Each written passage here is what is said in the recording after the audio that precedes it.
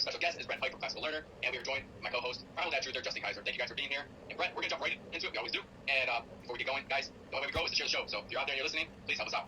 All right, Brett, one question. What was that one aha moment or red pill event that woke you up to saying, I don't want to live within this realm of society, how they're creating the borders and perimeters for me, and what made you kind of start exiting the entire system?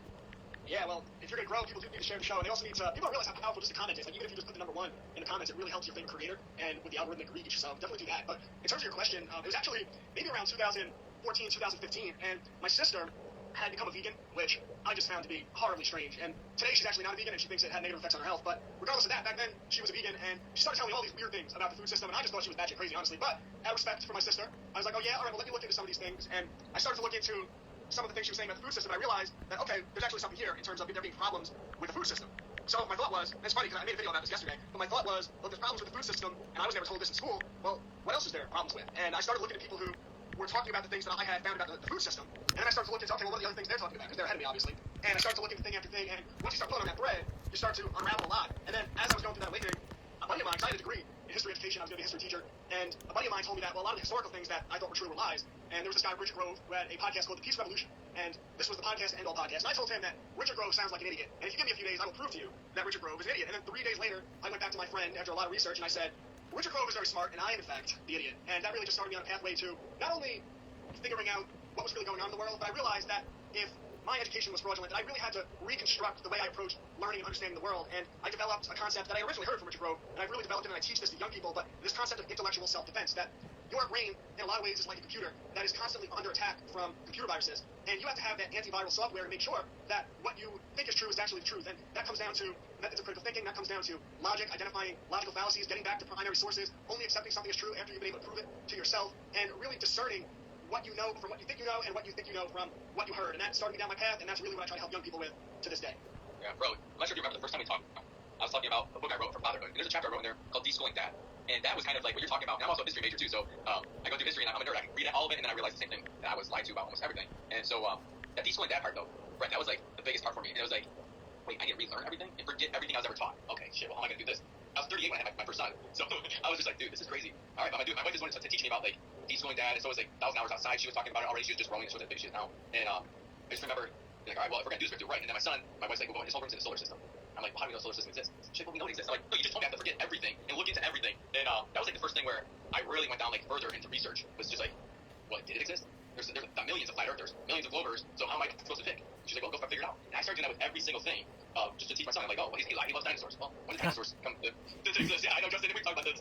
When did dinosaurs come to exist? And I started learning more, like, all the information on all subjects, not just like these two, but every single thing. I started looking at governments, I started looking at money, I started looking into religion, churches. It was like a whole new world opened up for me, and I was astonished at how much was dug or put underneath the rug, I should say, and buried. It was just like, what the heck happened here? What did you do when you opened up those floodgates? That's like really what I'm asking here. Is what happened when you opened them up? Because for me, it was a lot to take in. Where I was like, dude, maybe we can lie to you about everything. And my wife's like, you think? Yeah, well, for me, I think this is a problem a lot of people run into, is when I woke up to the world, I thought I could just stand on top of the mountain and scream it for everyone to hear. And what you quickly realize is that's a terrible strategy, that you're crashing in to people's cognitive dissonance, and they identify with these lies, and if you do that, they will reject what you're saying and really lash out at you. And I remember I had just woken up, and I was talking about history and the Federal Reserve Bank. I was in the car, actually, with my father and my brother. Love my brother, love my father. And I was just spilling out all of the things that I had figured out. And I remember saying that, telling them about the Federal Reserve Bank and how it's, it's not federal and it has no reserves. And I remember my brother basically attacked me and told me that you can't say that, you can't say these things. And I was outraged. I couldn't believe what I was hearing. And that was kind of a jarring experience for me. But what I learned over the years, especially as you start to get used to things and they become normalized, is that I really had to calm down. And what I tell people now when you go through an awakening is that you never want to tell someone something they're not ready to hear. So what I do in my interactions is rather than spilling the beans of everything that I know to be true, I meet people where they are and I just see them. And I'll just do a subtle comment like, do you know that a lot of these museums buy their dinosaur bones from China? And they go, they do? I was like, yeah, really interesting. I was looking into it. And a lot of these dinosaur bones at the museums, they're purchased from China. And they don't put any of the dinosaur bones in the museums out for people to see. And I'll just leave it at that. I won't start pushing things because that's a really interesting seed. And when they're ready, if they're going to pull that thread, it just takes that one thread, that one thing. You say, wait a second, that is a lie. So I kind of preach that now, and I tell people to be compassionate to others and to understand that they are where they are and to meet them where they are. And now it's really interesting because years later, when I first woke up, my family thought that was crazy, and years later, they've almost all adopted my worldview now. But that took a lot of patience and a lot of learning, and it's something that it's a skill you develop over time, so you don't always have to scream it from the mountaintops. Yeah, where were you like 3 years ago for me, bro? Before I started the content and everything, it probably would have went a little smoother.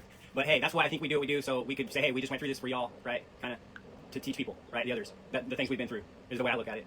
You know, we went through that hell. We didn't have anybody else ahead of us. We were ahead of the game, so we went through all that hell, and it was all blind because there was no one to guide us. We had no fathers, this, that, and then we went through it the hardest, and we learned every angle of it though, so we could teach it, right? You know, you definitely ain't gonna learn if you just coast through doing everything perfect and knowing everything, and you know what I mean, to say and do, and to how could you trigger people, bring the truth, you know, wake yourself up, learn at the same time, and do all that, and finesse people into the truth, and sweet talk them into the fact that the world's all fake. You know what I mean? It's just like, holy smokes, you know, that's what I think.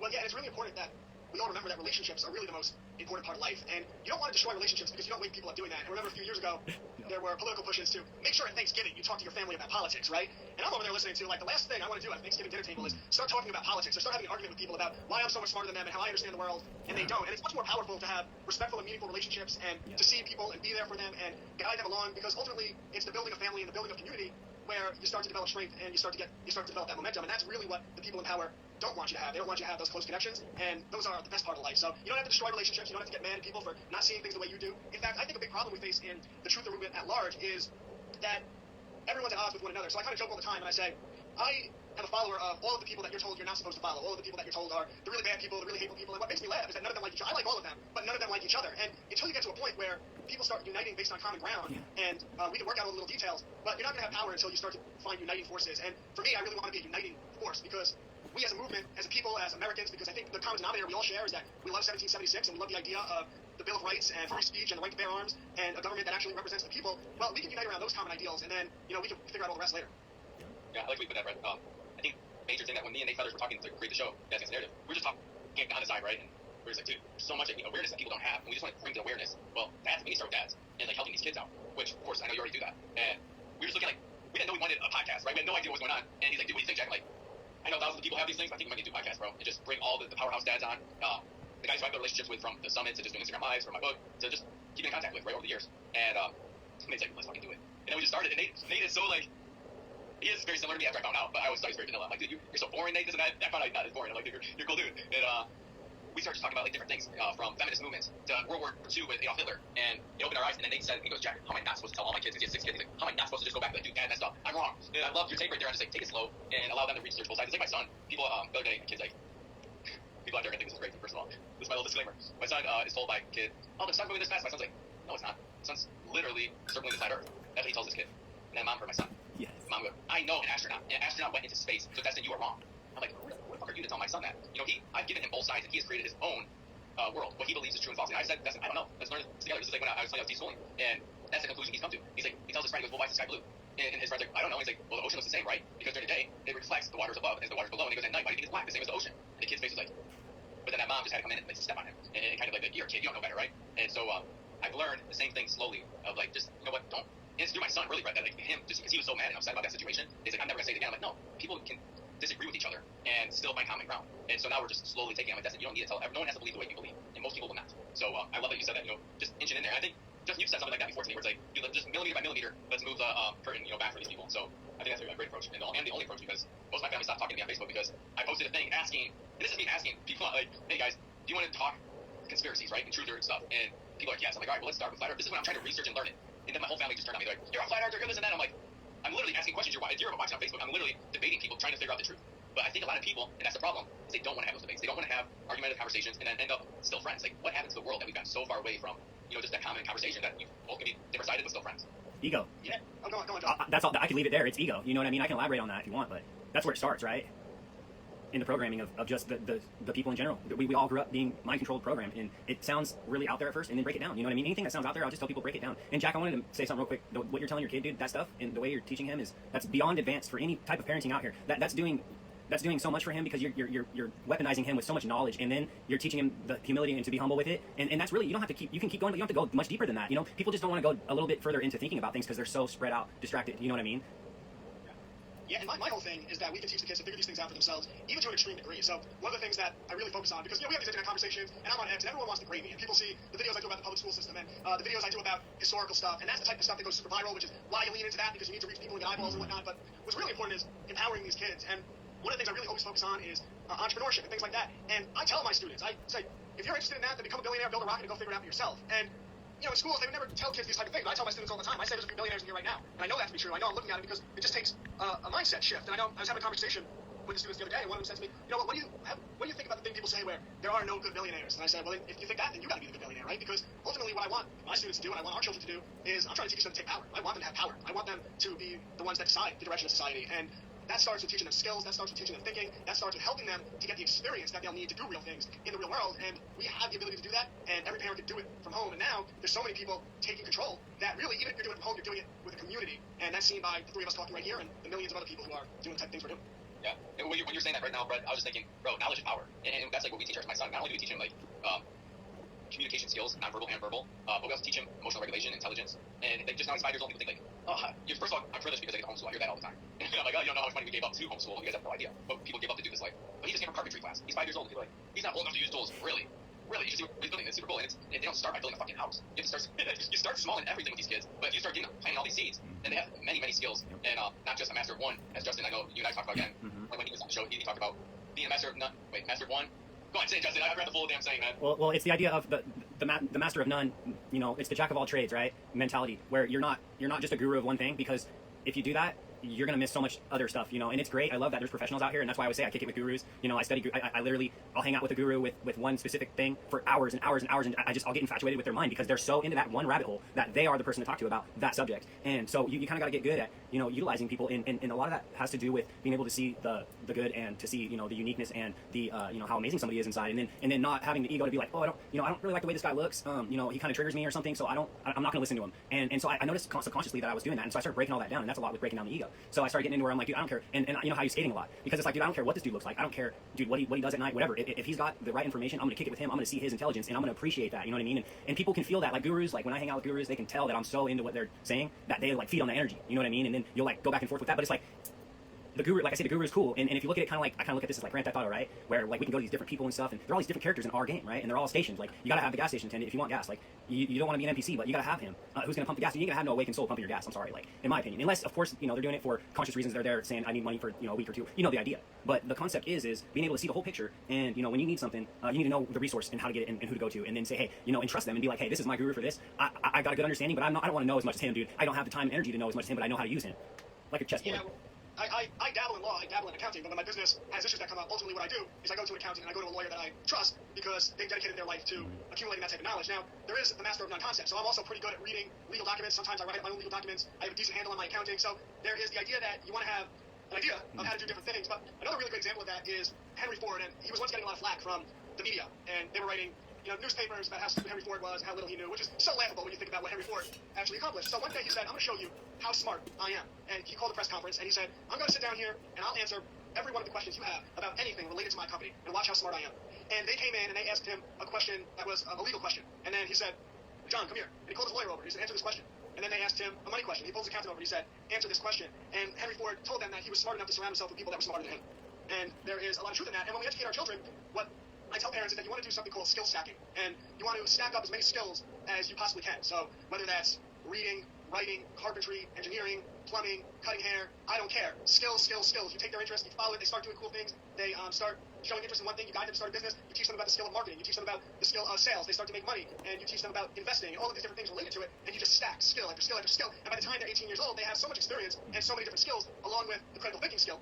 And now, when they're faced with problems, they have the skills, they have the mindset, they have the experience, they have the faculties where they can say, all right, here's my problem, and I can figure out how to conquer this problem. And just being a successful businessman myself, what I can say is the one commonality that you'll find from all successful people is that they have a trait where if they're faced with a problem, they figure out how to overcome that problem and solve it. Yeah, right. I have a question to add on. Do you think in the future there's going to be college for kids, or would you recommend college for kids? Because people ask me that all the time, and I'm just like, my kids probably won't go to college. They'll be entrepreneurs unless they need a specific thing. But is that even going to be necessary in the future? I mean, of course, this is a what-if question, so we have no idea what this future holds. Well, what I tell parents and what I advise young people to do is if you're going to go to college, you have to view it as if it's a business transaction. So before you go, you have to know this concept of going to college with an undeclared major is absurd. It's imagine you went to a bank and you said, I need to take out this loan, I'm going to start a business. And they said, what for? You said, I don't know, I just need a loan. They would laugh you out of the bank. But with student loans, they give it to you. So what I tell young people is figure out if you're going to college, what you're going to college for. And then you're basically just doing the math. You're doing a cost-benefit analysis. How much is the loan? What is the interest rate? And then based on that degree, realistically, based on averages, how much money am I going to be making in 4 or 6 years, whenever it takes you to get that degree? How much money will you be making with your starter job? And then what is the expected rise in salary, you know, over 5, 10 years? And then compare that with the money you took out. So then you can calculate how long will it take me to pay back this loan, and how much, what will the final price be? And for some degrees, you might look at that and say, wow, you know what? By the time I'm 30, it's going to be paid off, and I'm going to be making a lot of money, and I think this is worth it to me. And then for a lot of other degrees, you would do that math and you say, this is what people are advising me to do. This is a terrible plan. Which, I mean, you think would be common sense. You do the math and you figure out is it a good plan? But an example I would give is my degree, which I got, which wasn't worth much, but I got it, versus a friend of mine who I went to school with, a good friend of mine, he was majoring in being a chemical engineer. So we paid the same tuition, but my starting salary from that tuition was going to be like 40 grand, and his starting salary was going to be, at the same amount of schooling, was going to be $180,000 a year. He made a better plan than I did. For him, that degree made a lot of sense, and he did great, and he started making $180,000 right at college, and he grew up in a trailer really poor, and I remember how proud he was when he purchased a home for his mother. And for him, that was, I mean, what an amazing thing to be. He was raised by a single mother in a trailer, and he went to school and then purchased a real home for her. So what I'm telling a young person is you do a cost-benefit analysis, and you'll figure out if it's worth it or not. Yeah, no, that's 100% agree. It's Yeah. kind of like, I love that, man. I wanted to just add to that real quick before you, Jack.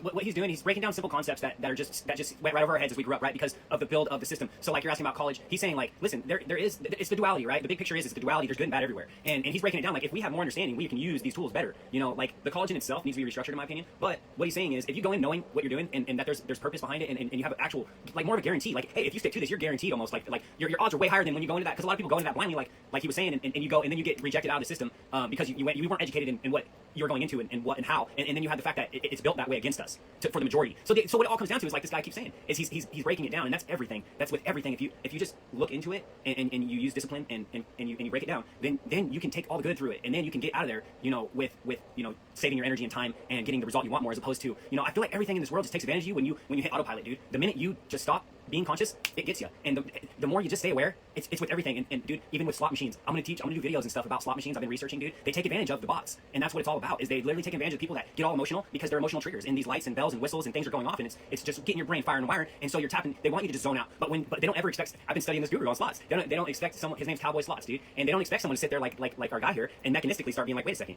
They're trying to get us here on these. They're trying to play on the fact that we ain't aware, and it's designed this way, man. It's deep because God wants us to get very aware, and the more aware you get, the more you come up. So when he sits there and he's super aware when he's playing these slots, bro, and he's just hitting jackpot for jackpot for jackpot. And don't tell me that's a coincidence. It's because he's in tune and he's staying very disciplined and aware, and he's watching his credits, right? And he's hitting spin and he's just kind of chilling. He's not going off flying off all these emotions, and it's like, oh my god, it's so mind blowing to me because it's like I was that guy at the casino all the time. I was always the guy that was not being conscious. I was just hitting buttons and going off emotions, and it was kicking my butt. And I was like, oh my god, I wonder if I just went in there just like poised and like, you know, had a strategy here and stuff. And it's like, holy crap, this is a whole different world now. I think that's the whole thing with homeschoolers. Like, this is exactly why when my wife is like, hey, how do you want to school our kids? When we were talking about being pregnant, I'm like, homeschool. And she's the same way. It was a 2-second conversation, and we're like, all right, we can continue with the mission, right? And so that was it. It's because homeschoolers seem to be able to play in and out of the matrix. They understand the entrepreneurial journey that they can take, and they're just given so many more stacked with skills, as like Brett, you're talking about. I just feel like homeschoolers, all the ones I know, I mean, the way they speak and communicate with adults compared to a public school kid, I was like, dude, it's night and day. It's night and day. And yes, there's public school kids that are very smart, and there's exceptions, but it's not the median, that's for sure. Yeah, we are at this moment. We're at this breaking point in our society where you see a lot of people getting black-pilled with the affordability crisis and this idea that the American dream has slipped away. But like Justin was saying, that with the guy with the slots, well, you can really look at anyone, and if one person was able to figure one thing out, then you can figure it out because someone was able to do it. And whether you're looking at slots or building an education company and starting your own publishing house, right? I remember a few years ago when I first started doing what I'm doing, and I told people that first I was publishing books, and they looked at me with the side eyes, and then I said that I was basically starting an education company, and that I was going to revolutionize education from the grassroots level. And people looked at me like I was crazy for saying that, and they kind of laughed at you, and you could feel that, like, you know, you can't accomplish that. And now those same people come to me, and they say, well, Brett, how do you do this? How do you do that? And I really try to teach young people that you can figure out anything, and you can solve any problem, and you can take control over the direction that your life takes. And then as you take control over the direction of your life, you can become the rising tide that lifts up all of the boats around you. And that tide starts with your family, and then it starts to extend out to your friends and your community. And we want to get to a point where I did a post today on X where I wrote that at the current moment I have 15 employees, and those are people that I'm responsible for, and ultimately I need more employees, and I have to do it at a pace because I don't take money from the banks, I don't take money from venture capitalists, because that's how you surrender your control, and that's how your company loses its soul. But as long as you don't do that, the company remains attached to your soul, or in this case, the company is attached to mine, and I can drive the direction of it. And then as I'm doing this, I'm empowering the people around me, where the people that work for me don't ever have to worry about wearing a mask, and they don't have to worry about getting a shot, and they don't have to worry about being leveraged by the system. By empowering yourself, you can start to empower the people around you, and then over time, as that grows, you can start to empower entire communities, and you can start to empower what eventually becomes an entire nation, and you can take your country back. And if people spent less time looking at the political class and putting all of their energy and all of their power into these politicians, because that's what you're doing. You're actually, by doing that, you are handing them your power. You're handing it to them. You're voluntarily handing them your power, but by instead using them for the tool that they are. Sure, if you see someone that you think better aligns with what you'd like to see politically, for all means, support them. And if you want to donate to them, donate to them. If you want to tell people to vote for them, or you want to do that, do what you want to do. But ultimately, your true power has to remain with you. That regardless of if that guy does what he said he's going to do, or more likely doesn't matter, because either way, you've been building this whole time. And then as you lay down those bricks, you start to get the exponential effect of time, because these things take time. And you look up, and 5 years ago it's just me, and now there's 15 people working for me. And if I do a good job, 5 years from now, that'll be 50 people. And if I do a really good job, 20 years from now, that will be a media company. That will be a television company. That will be a college. That will be a rival to Disney and what they're doing and the impact they have on our youth. We can build all of these things from the grassroots level. People just have to rediscover what they all knew as kids, that they have the ability to forge and create the world that they want. And I try to be a living example of that, and I try to teach as many people as I can that they're capable of that. Yeah, right. That's a mic drop right there, bro. That's perfect. I mean, I think that's a great thing about like watching your stuff. I'm just like, dude, sometimes I need to reel my ass back. I know that. I know I can be a little intense or extreme. And I'll watch yours. I'm like, when you deliver it, it's just like, yes. Why can't I just do that sometimes? Like, it's because I, of course, an emotional, energized human. I'm just like, But I do agree. I think everything starts at home. This is where it begins. It begins right here, my house, under my arms. Like, hey, I got them. Yeah, I'm gonna teach you guys everything I can. But that means, as a father, I have to have awareness. I have to have self-reflection. I can't be lazy. I have to do research. I can't be one-sided. Like, that's another thing that we talk to fathers in. And it's they know the answer. They're right. You're wrong. Their kids are wrong always because they're kids. And I'm like, dude, what world do you come from, bro? Like, if my son asks me a question, like I already told you, like, I try to give him both sides. Like, hey, here's what they give. Here's what they give. Now you tell me with your analysis. And my wife and I both do this to him. So like, be like, why is your 5-year-old so smart? Well, probably because he has both of his parents not giving him every answer. Instead, he has to come to his own conclusions a lot of times. And if they're wrong, maybe we guide him back to like what ours are. But like, we try not to. It's kind of just like, dude, as time goes on, you're going to add information to that. All right. And so I think that's a major thing. And over here, I just started. I live in Mexico, so I'm not gonna be raising the flag of America right now. Maybe over down here in central Mexico where I moved. But I started a Warrior Kid Club. I live in the biggest expat city in Mexico called San Miguel de Allende, and I started this thing called the Warrior Kid Club. And I take kids under 10, and I teach them, well, we'll do 3 phases: physical fitness, mental toughness, and then we do teamwork. But what I'm teaching them is leadership and discipline and consistency, and then teach them healthy habit. It's nonverbal communication, verbal communication. We read Jocko Willick's books, The Warrior Kids, and then we just go through that, dissect it, and figure out, like, hey, was Mark and this guy right or wrong? And so that way the kids can have the same thing. Every parent that has brought their kid is just like, Jack, my kid needed this. But why did your kid need this? Oh, and it's a lot of fathers. And it's funny, the fathers will say the same thing. And I'll say the same thing back to the fathers. I do it twice. Because you're not doing this at home. You're not staying consistent at home. You're having no self-reflection. You're not having this. I don't like blame them and be like, go down this hole to them. It's like, well, how can you institute something when I'm teaching them at home? You know what I mean? And so, like, instead of attacking them, I'm trying to teach also the parents. But the parents are just loving it because that's where it starts. It starts with my family. Now I go get other kids and I raise them up to a level. Maybe I can help the parents get to that like next level. And then my community builds. I always thought I would find that community. And so did my wife. When we moved to Costa Rica after we retired from the military, we tried Portugal. We RV'd the States for a year. And then we finally, when she got pregnant, we came down to Cancun first. And now we moved over here. But we always been looking for that community. But as you're saying that, that's what popped in my mind is like, a lot of times we have to build the community. It's not that we're going to go look for the community and just inject ourselves in there and we're going to fit in beautifully. No, we have to build it. And it always starts with discipline and not being lazy. And so, I mean, that's a hard thing for me with parents is like getting them on board and saying, hey, Dad, I know you just worked your ass off, but you need to do more. You know, what do you tell them? For the parents, and how do you get them to the next level? Or do you not? You just go up to the kids and help them teach their parents. Let me ask you, what activities do you do when you...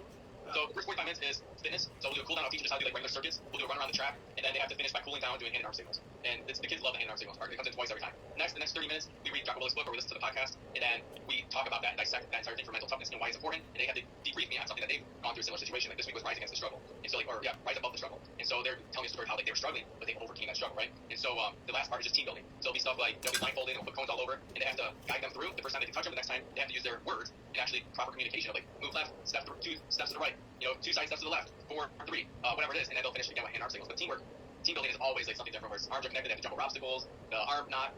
So there's so many things, so that way they can see. At the end, we do an after action, we're doing AR, and they have to tell me like, hey, what did you guys learn today? Was that helpful? Was it not? Here's what we're going to accomplish. Did we accomplish that? And how did that work out for you guys? And so at the end, I can hear what they say, and I just have the kids tell me to see if it actually stuck. Because there's so much I got through my 5-year-old, and he's like, and people will be like, oh, he's brilliant, is he? He's 5 years old. I still throw a shitload at him, and it's like most of the time it's like rubber just bounces off, and he's like, wait, that's it. I called your name 30 times. Still a kid. So that's the major thing is like we have to know that they're still kids. I don't treat my son like he's 16 years old. I treat him like he's 5. I love him. I still play with him. I still table him. I still do all those things. So when all like my kids come, they're 5 to 10 years old, and I have like 4 8-year-olds, a 7-year-old, a few 6-year-olds, and a few 5-year-olds. Of course, the 5-year-olds are the hardest. They're not yet at that level, right? So it's like it slows me down. It makes me use proper communication. And at the end, it helps them with communication. Even when new people come, each kid has to get in line and shake their hand, look them in the eyes, and say, "Hi, I'm Jack." And they're like, "Hi, I'm Brad." And it's like that's a basic skill that a lot of these kids aren't taught. And so that's exactly how I run it down every single week. 2 hours. It's a 2-hour class. Yeah, this is why I surround myself with people that are smarter than me, because I love everything you laid out, and I definitely want to start implementing some of this. This is really cool. Maybe you can even be a part of it. But yeah, this is really, when I was a kid, my father's a Marine, and when I was a kid, he used to wake me up every morning, early in the morning, and he would make me run. And I'm very grateful looking back at that. He demanded a lot from me, discipline, overcoming adversity, and he did that when I was a kid. I remember at one point I was in elementary school, and he took me to the high school to run a mile, and the high school track team was running, and I beat the entire high school track team, and they were all coming up. These kids are all behaving so well, they were shifting and going wild, and I'm like, I can do it. It just took like those little things of self-reflection and awareness to be like, oh, I just did it. And now I have 10 kids, we're on month 2, 10 kids are signed up, they show up and they're so excited, their parents are like, this is their favorite day of the week, this is their favorite team. I tell them it's a team sport, we're a team now, guys, we're the Warrior Kid Club, you guys are warriors in training, they love it, of course. So it took a lot of me just reflecting, like, how can I help these kids? How do I help my son? And it was the basics, it was like the very basics, and breaking it down and Barney style for these little kids, and I think it's a very important part of childhood for these kids is they need discipline, they need leadership, because I rotate the leadership every single week. They get a chance to be a leader no matter what. You don't, even the quietest kid, he woke up last month and I was like, oh, welcome Malachi, great to see you, man, I hear your voice finally, that's beautiful. And there's just not enough of that. I I see Yeah. these kids that come out of school, and it's like they don't talk to each other. They're not leaders. They're eating crap. So while we're talking, I bring oranges, and that's what they get to have a snack on after working out, and then we'll talk about why is it important that the warrior eats healthy and takes care of his body, right? It's not about physique and looking the part. That's secondary. It's about being healthy and actually being able to use the body to the right skills and what you're able to. So yeah, there's a lot there, and we can definitely sidebar right, and talk more, and I can send you a lot of stuff that I use now. So I've been doing whiteboard after whiteboard. I bring a whiteboard every week, and they love it. You sit around the whiteboard like, boom, here we go, guys. It's very military, and it's easy and fun. But it's not as easy as people think. It's what I have for the last 13 years, right? I think everyone knows how I feel about whiteboards, so. Yeah, I know why I said it. I know you look like a whiteboard, bro. I think Jack, it's so important that we got to make discipline fun, dude. This is the problem with our upbringing is they had it structured so tightly, just like oh, you know, discipline. They made you hate it, and it was on. I feel like that was on purpose too. But the idea is it's like, man, when I raise my kids, I make the discipline fun. I make them want to do push-ups. I make them want to go have fun, exercise, read, play video games even for a short time. You know what I mean? Just keep it interesting and fun for the kids, and they're never going to look at it as even discipline, because I always say it's so much easier to be disciplined than not. Because when you're not disciplined, you keep running into all this crap. You know, your stuff piles up, and in this world, you get behind. And if like your car, if you don't discipline and keep up on the maintenance, all the little things start adding up, and then before you know it, your car's crap, right? And you can't get anywhere. And so these kids, they need a mixture, and it's not hard. It just takes somebody who has awareness coming in. You know, it just proves that whoever set this place up had no awareness, or they were just super programmed to set it up a certain way. And I think it's so much further to where it's like we were supposed to run into this stuff, and certain people like us are supposed to say, this is bullshit, this is how it should be, and this is why, and you know, because the way it's going ain't working, right? And I'm breaking it down, explaining this stuff to you, and it's working. So there's no argument. So the only thing that comes in is the people who say, but the system says, but I need to do this because this says, because society does this. And it's like, even though I just broke it all down to you, and I told you that Jack's little school of 10 kids is 10 times better than any school that has ever been put up in anywhere, in my opinion, just by the structure alone, nobody's going to care. Nobody's going to listen. And even if that's the truth, like he was saying before, you could have full-blown truth and tell it to the world. If they're however you look at it, if they're programmed, or if they don't want to see it yet, or if they just can't yet, there's so many layers to what it could be. And that's what makes it so convoluted where we're at, where it's like, we've got all this simple truth just smacking us right in the face, but everyone's so blind and veiled up that they can't see it. And it's like, when the veil's off, and it's like, bro, when you see this truth, you're gonna be tripping when you wake up. You're gonna be like, wow, this is right here the whole time, you know. And it's like that in almost everything. And that's why I keep going back to, I really feel this was intricately designed by God, or whatever, Freemasons, whoever you want to call it, however you want to spin it. At the end of the day, it was designed, man. I'm sorry, you know, it's too intricate, it's too elaborate, it's too woven. And the fact that it's not just totally collapsing is kind of, it's almost kind of like a perfect orchestra, dude. Justin, over to you for your final word, man. Yeah, buddy. You know, there's some key points that I think overall, you know, anyone who's looking at doing like kind of what we're doing here is trying to just improve humanity, is you have to stop and focus and understand like big picture. You need to understand like the big picture is, you know, that there's a lot of programming out here, and that we're trying to break that down. And then second of all, you know, these topics and these subjects, we need to understand, like, as awesome as it is to go down into it, it's like there's so many layers to these subjects that we need to just understand it. Like when you ask me a question, I can answer it 50 different ways, you know, with a lot of stuff, not everything, but and so it's just an understanding of knowing that these things can be very kind of complex, and as we break them down piece by piece and then put them in our basket, you know what I mean, we get that awareness, that knowledge. But the biggest key points is staying aware. If you just keep your awareness. When they say awareness is key, that saying, awareness is key, you know, knowledge is key, it's so true. If you keep your awareness, you're just going to get blindsided a lot less. And it's like I say, you're kind of like in a video game. If you're in GTA and you're walking down an alleyway, you're aware. You know what I mean? You're not zoning out. And I feel like this world is all about taking advantage of the bots. It's taking advantage of the F-boys, you know, for better term. The dudes that don't do what they need to do as men. And that's what kicked my butt. Every time I was an F-boy with something, it kicked my butt. It wasn't until I had to approach it as a man and with awareness, you know, and that's what God wants men to be. God would never ever want a bunch of men out here being F-boys, you know, and just doing what comes to their mind first thing ravenously and just out of emotion and stuff. No, God wants you to be poised. He wants you to be calm. He wants you to enjoy yourself and have fun, but he doesn't want you just being an F-boy, running around, getting hurt, you know, pissing people off, triggering, and doing all this stuff. And it's like, man, I've learned that so hard. You know, I had to learn you can't be unaware out here. You've got to pay attention. And once you're aware, then have fun. Yeah, I have a good friend who's a Marine gunnery sergeant who spent 2 decades guarding embassies in the Middle East. And the first time I went out to a restaurant with him, he sat with his back on the wall on the MC, and I was talking to him, and he started breaking down why he was doing that. And he started asking me questions, and then he started breaking down where every exit, every entrance point in the building was, and how the location that he picked allowed him to act as fast as possible. And he was operating on a level of awareness that was much above the level of awareness that I was on, and that was a lesson to me. That taught me that my situational awareness had to be better, and now I try to think about these things, and we can apply that to so many things in life, and we can teach that to our kids. Absolutely. Thank you guys for being here, and remember, if you're listening to the show, share the show. It's the only way we grow. Let's go. Take care, guys. Thanks, bro. Recording stopped. All right. Brad, thanks again, bro, for being here. That was awesome. And dude, that Navy story, fuck, how many times have I heard military guys with a very similar analogy that it is.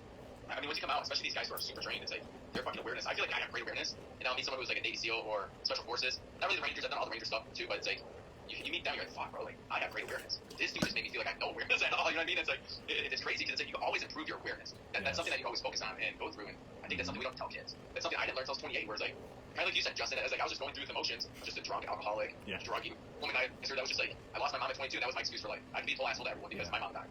It's like, all I need was a mentor. I needed like some kind of father to show up and be like, dude, wake up. Here's what you can do. Here's how you get back on your feet. Yes, it sucks, and it's okay to have those feelings and those emotions, but you also have to drive forward in a positive manner. And it's funny because like now, like saying that's exactly what I say to my son when he's crying. I don't diminish his cries. I'm like, dude, I feel your emotions. It's okay. Let's go through them. Let's walk outside and get recentered, rebalanced. Take some breaths, and now we'll